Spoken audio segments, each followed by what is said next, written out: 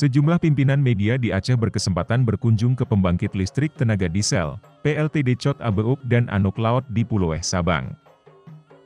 Kunjungan tersebut dalam rangkaian media gathering yang digelar PLN Wilayah Aceh dengan para pimpinan media dan sejumlah wartawan di Provinsi Aceh.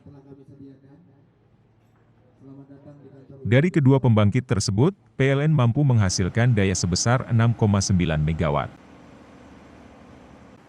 Sementara kebutuhan pada beban puncak di wilayah Sabang hanya sebesar 5,5 MW. Dari jumlah daya yang dihasilkan tersebut, PLN memastikan kebutuhan energi listrik di wilayah kepulauan itu tercukupi bahkan surplus.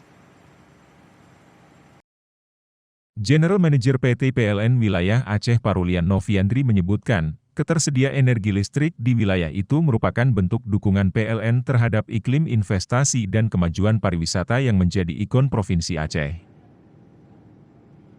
Seperti diketahui, ketersediaan energi listrik di Aceh saat ini mencapai 719,6 MW.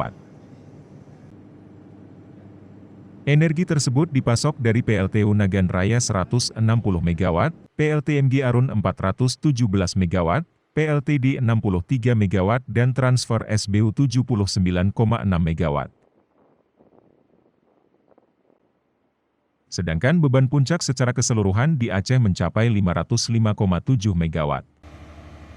Dengan demikian energi listrik surplus mencapai 213,9 MW.